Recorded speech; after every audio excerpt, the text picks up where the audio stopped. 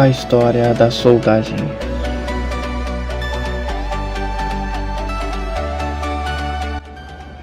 A soldagem é um processo de fabricação que une materiais, geralmente metais ou termoplásticos, usando alto calor para fundir as peças e permitir que esfriem, causando a fusão. Além de derreter o metal base, um material de enchimento é normalmente adicionado à junta para formar uma poça de material fundido, a poça de fusão, que esfria para formar uma junta que, com base na configuração da solda, tipo, penetração, pode ser mais resistente que o material de base. As primeiras técnicas de soldagem apareceram por volta do século IV ou III a.C. A soldagem a arco moderno surgiu muito mais tarde, a partir do final do século XIX. As civilizações antigas, como os egípcios e os gregos, trabalharam o metal com uma descoberta do cobre, bronze, ouro, prata e ferro. Depois, a metalurgia progrediu para incluir o aço. Os ornamentos de ouro eram feitos no século III a.C., sendo considerados por muitos como as primeiras peças soldadas. Assim, a soldagem é antiga, mas o início de seu uso era reservado para ocasiões especiais, como joias de ouro para um faraó, por exemplo. Por volta de 1800 a.C., surgiu a soldagem por forja. Essa tecnologia consistia em aquecer o metal a uma temperatura precisa e depois fundir as peças por martelamento. Por muito tempo não mudou e foi o primeiro processo de soldagem que trouxe a soldagem para as massas. Foi até usado para construir um pilar de ferro em Delhi, na Índia, por volta de 310 d.C.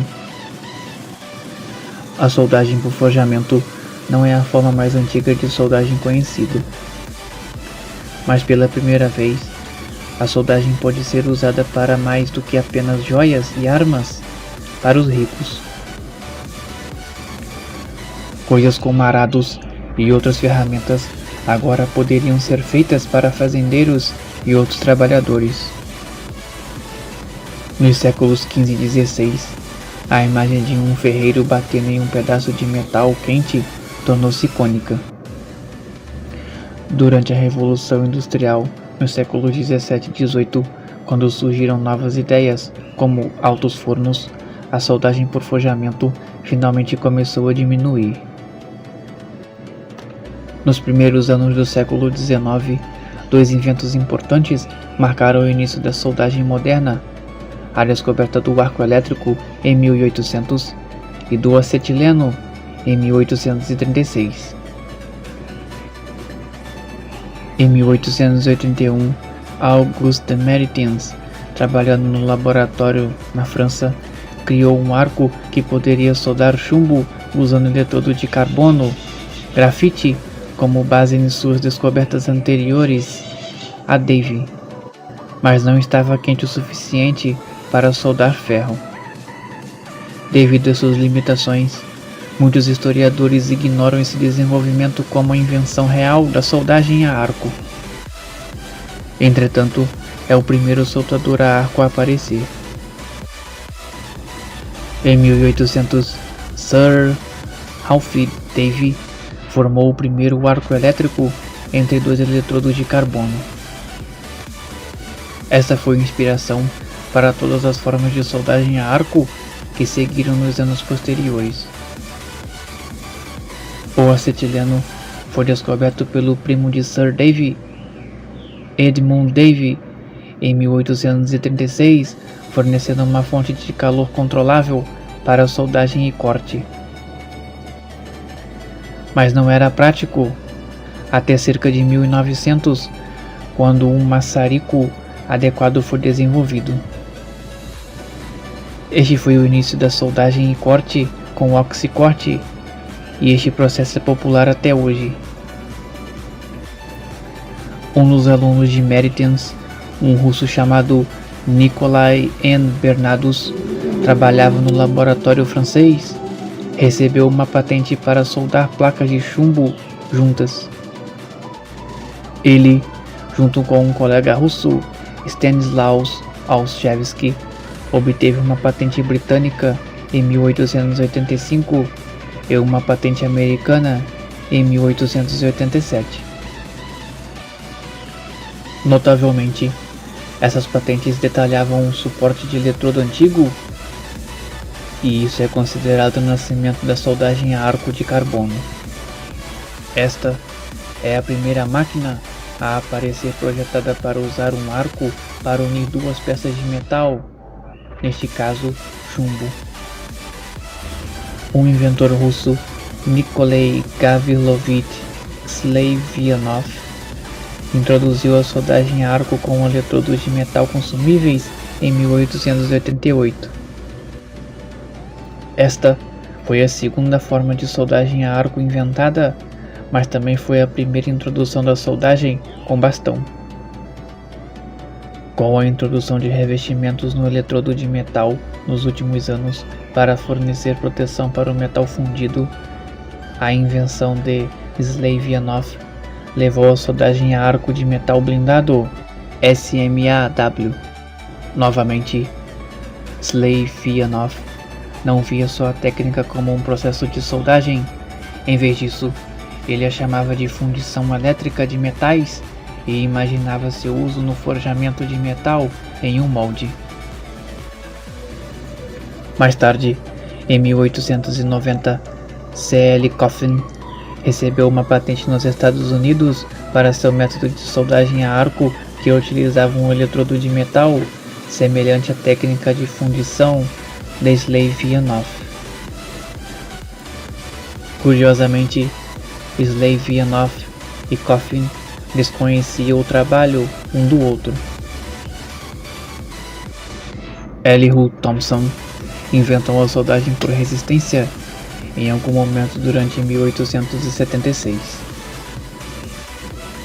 Thomson, um inventor prolífico, acidentalmente fundiu 2 fios de cobre enquanto montava um experimento.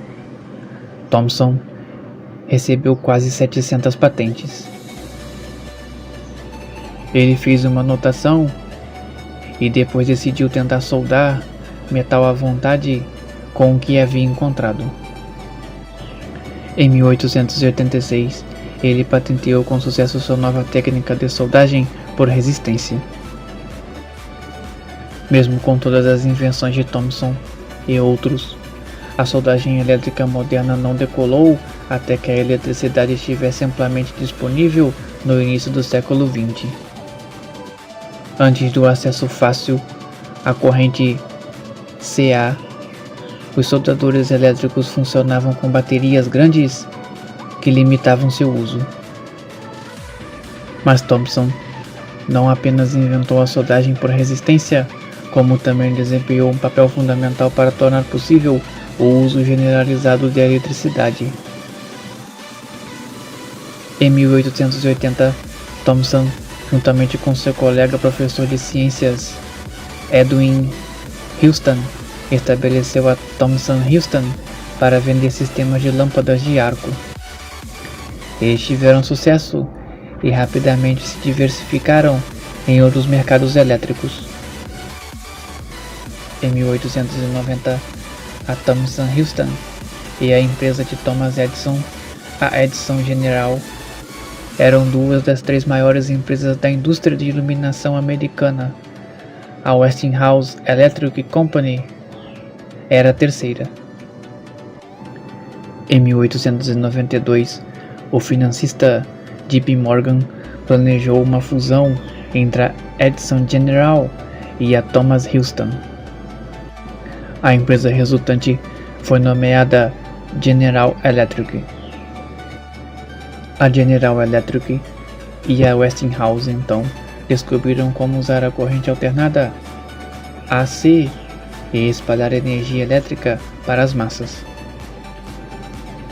Thomson, da General Electric, e outro inventor famoso, Nikola Tesla, da Westinghouse, lideraram o pioneirismo no uso moderno de corrente alternada. Notariamente, Thomas Edison tinha favorecido DC, corrente contínua, mas não poderia ser transmitido por longas distâncias com segurança. Quando as tecnologias existentes de soldagem elétrica foram combinadas com a ampla disponibilidade de eletricidade, a soldagem a arco tornou-se viável para a maioria das aplicações. Mas antes da Primeira Guerra Mundial, a soldagem de juntas críticas, como na construção naval, era evitada devido a rachaduras frequentes.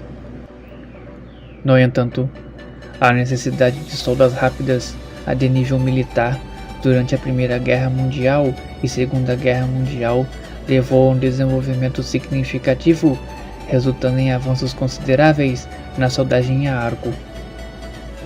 Um avanço significativo ocorreu quando a Russell Meredith obteve uma patente em 1942, que foi o nascimento da soldagem TIG. Os métodos disponíveis na época eram inadequados para a soldagem de ligas de alumínio e magnésio.